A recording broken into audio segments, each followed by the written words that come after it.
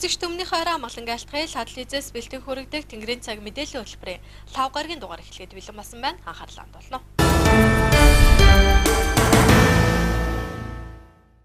Мэдээ хэлж байна. Улсын хурлын гишүүн Ганбаатар Даваасар нар иргэдтэй уулзалт хийлээ.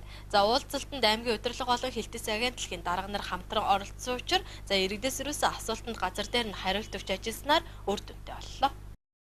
Улсын хурлын сонгуульд бие даан нэр дэвшиж сонгогдсон гишүүд бие даагчдын зөвлөл байгуулан ажиллаж байна. Улсын хурлын гишүүн Ганбаатар Даваасар болон аймгийн засаг дарга инх болдолоо хилтэц агентлагийн дарга нар 12 сарын 1-ний 18 цаг залуучууд чатарт иргэд хөдөлмөрчтэй уулзалт хийлээ. За уулзалтын эхэнд Ганбаатар гишүүн тавигт хийсэн хөрөнгө оруулалтын ажлын талаар товч мэдээлэл өглөө. Өнгөрсөн 3 жилийн хугацаанд эрүүл мэнд боловсролын салбарт түлхүү хөрөнгө оруулалт хийжээ. За нийт 7 цэцэрлэг шинээр ашиглалтанд оруулж эрүүл мэндийн салбарт 3.4 тэрбум төгрөгийн хөрөнгө оруулалт хийсэн гэлээ. За Улсын хурлын гишүүн Даваасар үндсэн хууль сонгуулийн тухай хуулинд нэмэлт өөрчлөлт оруулах талаар иргэдийн санал хүсэлтийг сонслоо. За уулзалтын үеэр ядуурл үнийн өсөлт, хөөрөгдөл, ажлын байр, банкны хүү өндөр зэрэг асуудлыг иргэдийн зүгээс хүнд ярьлаа.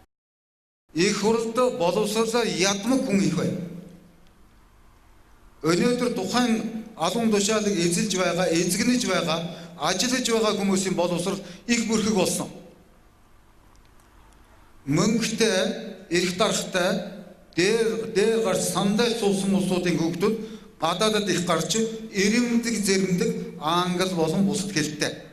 Энэ улсууд Хорвоогийн бүх юмыг сурсан юм шиг ойлгодог болсон байна. Энэ хариуцлагын тогтолцоо хамгийн дээдлийн шатанд гажиж байгаа учраас ингээд шат доош буруу явчихна.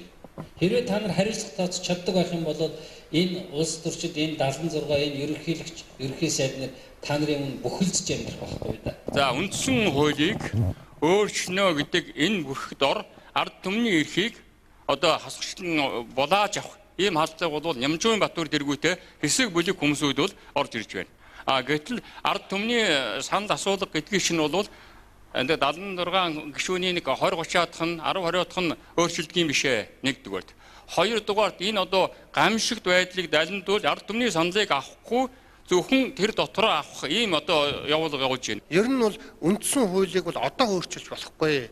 Ингиж манангийн идэж уудаг бүлэглэл өнөөдөр энэ хуулийг өөрчилнө гэдэг бол эдэнд агтсан асуудал.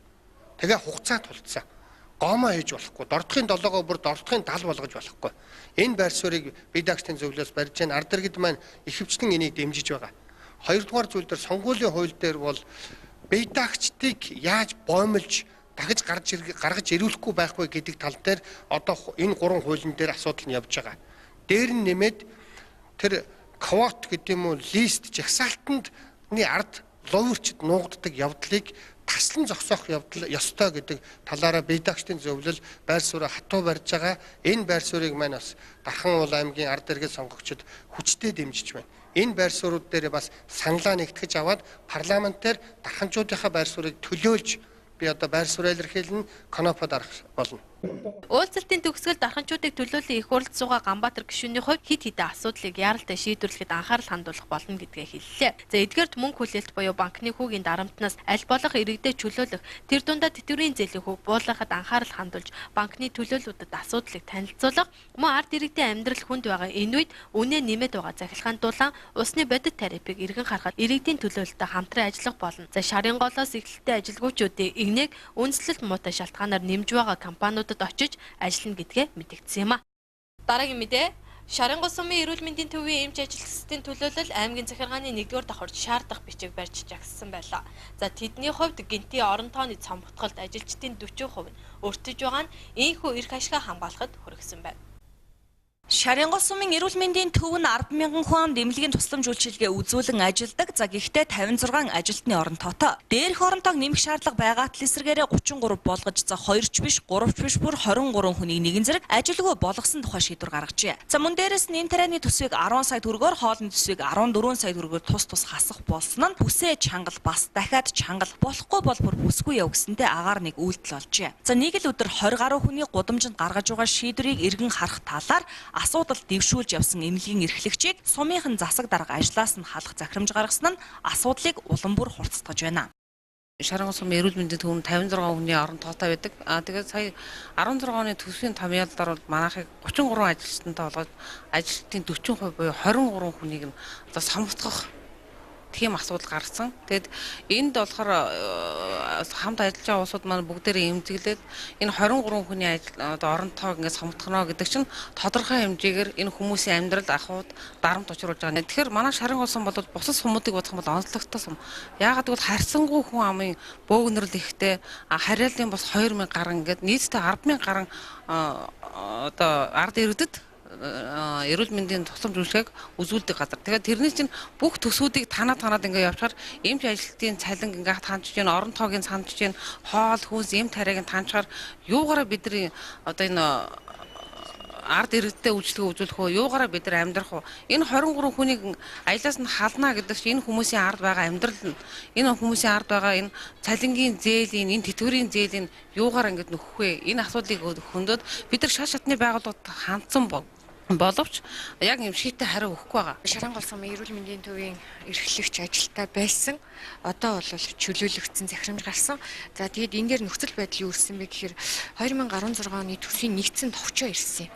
Манай дээр тэгээд тэндээс үзэхэд бол ажлагчдын тоо 56 байсан. Одоо 33 байна. Дээрээс нь эм тарианы төсөв иргэдийн одоо эм тарианы төсөв 10 сая төгрөгөөр, хоолны төсөв 14 сая төгрөгөөр хасагдаад иржээ.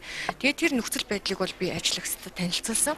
Танилцуулаад бол холбогдох газар 56 хүн гарын үсэг зураад ингээд бол холбогдох газруудад өгсөн. Тулгамдаад байгаа асуудлыг бол сумын засаг даргаад уламжлах ёстой учраас асуудлыг тавьсан. Өнөөдөр би сумын засаг даргыг бол яг энэ үүсэж байгаа нөхцөл байдалтай хамтран ажиллах болов гарц юу байна вэ гэдгийг хайх ёстой байтал өнөөдөр гэрэл мач 56 хүний одоо хов базаад ингээд явж байна гэдэг үндслээр 11 сарын 30-ны өдөр одоо ажлаас чөлөөлөх захирамж гаргаад 20 минутын дараа ажил хүлээлцэх комисс бол явуулсан байгаа. Тэгээд ингээд газрын даргатай уулзаад энэ асуудлыг тавиад ингээд явхаар бол хүн халахгүй солихгүй. Гэхдээ бол одоо нэг нэгээр нь асуудлыг шийдэл гарцын судлаад ингээд явцаар байгаа туслах ажилчдыг гэрээгээр болгоод ер нь оны эцэс гэтэл 33 болго. Бага эмчийн явуул, тийшээ уурхаа руу явуул, совил руу нь явуулч гэдэг юм уу. Иймэрхүү байдлаар хоёр талтай. Тэгээд өнөөдөр эрүүл мэндийн газрын дарга дээр би одоо чөлөөлөгдсөн ингээд асуудлаа тавиад ороход томилж байгаа хүнээ мэдэхгүй.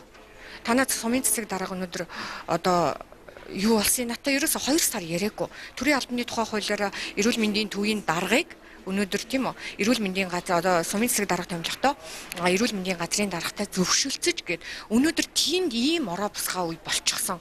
Тэгээд энэ тулгамдсан асуудлууд хүний нөөцийн тулгамдсан асуудал орон нутгийн удирдлагын талаас асуудал бэрхшээл ийм ихтэй байхад өнөөдөр удирдлага солигдсон. Өнөөдөр хувь хүний асуудал боловч энэ 23 хүний эрх ашиг хөндөгдөөд өнөөдөр 23 хүний төлөө явснараа би одоо ингээд ерөнхийдөө золиос болцсон. За тэгэхээр шууд ажиллаа өгөхийг үүрэгдсэн эрүүл мэндийн төвийн эрхлэгчийн орны хүнийг хэн болох талаар газрын дарга нь ямар ч мэдээлэлгүй сууж байгаа гэж хэлж байгаа юм. Сумын засаг тэгэхээр дур мэдээд дараагийн хүнийг томилсон болж таарч байна. За үүнийг төрийн албыг төрлийн аль эсвэл танилын алба болгож байна гэх хатуухан шүүмжлэл тойрч биш за дайрч гарлаа. Ялангуяа туслах ажилчид манад бол одоо 21 гэдэг байхгүй. Тэгэхэд бүр 9 гэсэн оронтойтой. Тэгээд юуны төсөв, цалингийн төсөв дээр яг уу бас нэг хэдэн төгрөгийн газраас зохицуул тэгээд нэмээсээ. Тэгээд та нар энэ юун дээрээ энэ өгсөн мөнгөн дээрээ 56 хүнээ одоо ажилуулаа. Та нарыг хаалт солих гээд байгаа юм байхгүй гээд газрын дарга маань тийм шийдвэр өгсөн. Тэгээ бид нар энэ газрын даргадаа юугаа өгөөд үйлдвэрчнийхээ аймгийн холбооныхаа үйлдвэрчнийхээ хэвлэх холбоондоо бичгээ өгөөд аймгийнхаа засаг даргад өгөөд ингээ бүх шат чатныхаа юунд бичгнүүдээ өгөөд ингээ явж байгаа батал нэг тодорхой шийдвэрээс гарахгүй. Шат чатны эрх мэдэл бүхий хүмүүст хандсан эдгээр иргэдийн хувьд эцсийн шийдвэрийг нааштагаар гаргаж ажлын байртайгаа үлдэхийн тулд за хөлөө хүрэх газар хүртлээ эрх ашгаа хамгаалан явах болно гэдгээ хэлж байна. Хөтөлбөр үргэлжилж байна. Дархуул аймгийн боловсрол соёлын газар оюун ерөөдөө зохицолбор сургуультай хамтран Суур боловсролын багш нарын дунд сургалтын хэрэглэгдэхүүний үзэсгэлэн зохион байгууллаа. За судлагтгүйн бүрээр төрөлжүүлсэн тус үзэсгэлэнд 15 сургуулийн 180 гаруй багш нар өөрсдийн хичээлийн хэрэглэгдэхүүнээ дэлгэн тавилаа. Дархуул аймгийн боловсрол соёлын газар оюун ерөөдөө зохицолбор сургуультай хамтран Суур боловсролын багш нарын дунд сургалтын хэрэглэгдэхүүний үзэсгэлэнг өнөөдөр зохион байгууллаа. Судлагтгүйн бүрээр төрөлжүүлэн гаргасан тус үзэсгэлэнд 15 сургуулийн 180 гаруй багш нар өөрсдөө хичээлийн хэрэглэгдэхүүнээ дэлгэн тавьж оролцогчид таалагдсан хичээлийн хэрэглэгдэхүүн дээр тэмдэг наасан ба. За нийт 411 хүн тус үйл ажиллагаанд оролцсон байна. Боловсролын шинжилсэн хөтөлбөртэй холбоотойгоор боловсрол соёлын шинжилгээ ухааны яамнаас багш нар бүтээлээр зэрэг дээшлүүлэх бодлогыг барьж байгаа тул энэхүү ажил нь цаашид бодит үр дүнгээ өгөх ажлуудын эхлэл болж байгаамаа. Үзэсгэлэнгийн үеэр боловсрол соёлын газрын дарга ганжуулан төрөөс баримтлах бодлогын зорилго нь иргэн бүр авьяас чадвараа хөгжүүлэн өр бүтээлтэй хөдөлмөрлөж ад жаргалтай амьдрахад шаарддаг мэдлэг чадвар чадамжигт эзэмшүүлэхэд оршиж байгаа бөгөөд суурь боловсролыг амьдрах ухаан шинжилгээ ухааны суурь мэдлэг чадвар бие дан бүтээлчээр суралцах чадамж эзэмших үе хэмээн онцлог хэлсэн бөгөөд үзэсгэлэнд оролцсон багш нарт батламжийг гардууллаа.